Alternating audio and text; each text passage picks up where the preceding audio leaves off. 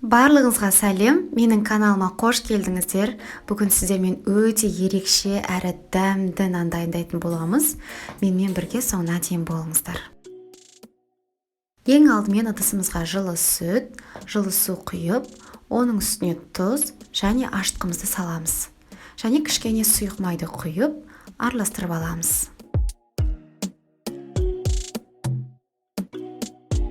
Ұнымызды 2 немесе 3 бөлікке бөле отыра қосамыз, және алғашында осылай венчикпен араластырған дұрыс, сонда ешқандай түйін қалмайды.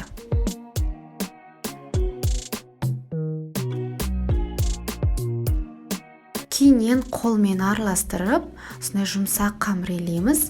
Ең соңында осылай кішкене сұйық май қосып, илеп жіберсеңіздер, қолға жабыспайтындай болып, әдемі болып шығады.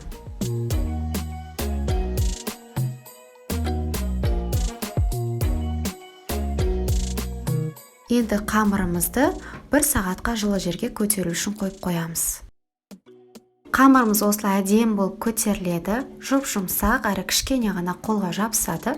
Оған біз кішкене ұн сеуіп жібереміз де жұмыс істеуді бастаймыз. Яғни осы қамырымызды 2 бөлікке бөлеміз. Бір бөлігі үлкендеу, екіншісі сәл кішірек болады. Ал үлкен бөлікті біз бірдей кішкентай 8 бөлікке бөлеміз. Кішкене қолыңызға жабысып жатса, ұн сеуіп жіберіп, жұмыс жасай берсеңіз болады. Әрбір кішкене бөлікті ұн себе отыра, осылай қолымызбен домалақ етіп, формасын шығарып, бір шетке қойып қоямыз. Бетін жауып қойсаңыздар, кішкене уақыттың ішінде ол тағы да көтерілетін болады. Енді мына қамырымыздың бөлігін қолымызбен, кейіннен оқтаумен ұн сеу арқылы жайып аламыз. Қалыңдығы шамамен 2 сантиметрдай болуы қажет.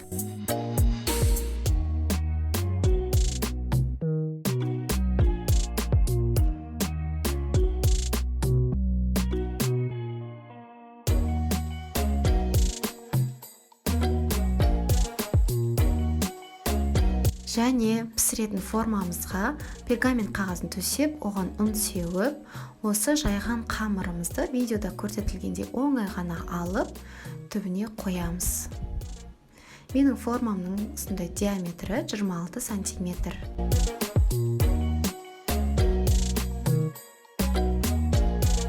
Енді оны дәл пицца кескендей 8 бөлікке бөліп кесіп аламыз. Егер де сізде арнайы пицца кесетін пышақ болатын болса, онда тіптен ыңғайлы болады. Өйткені қамыр өте жұмсақ, және де кескен жеріңіз бірден қайтадан жабысып қалуы мүмкін. Сосын әрбір 3 бұрышты бөлікке осындай домалақ қамырларымызды қойып шығамыз. Ол домалақ қамырдың үстін сұйық маймен сары уыз араласқан массамен жағып шығамыз.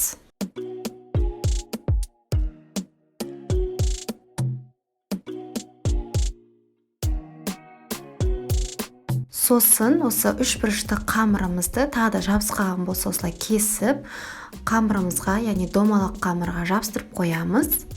Өте ыңғайлы болады, себебі осындай массаны жаққаннан кейін тез жабысатын болады. Енді пышағымызды алып, жапырақтың формасын, яғни сызықтарын жасайтын боламыз. Әрбіріне осылай жасап шығамыз. Осылай біз нанымызды 180 градуста 30 минуттай пісіріп аламыз. Мінекей біздің өте ерекше, әдемі әрі дәмді нанымыз дайын болды. Міндетті түрде жасап көріңіздер, жұмсақ болып шығады және іші толығымен піседі. Егер менің видео рецепт ұнаған болса, лайк басып тіркеліп қойды ұмытпаңыздар. Және де жаңадан шығатын рецепттерімді бірінші болып көру үшін колокольчикке басып қойыңыздар.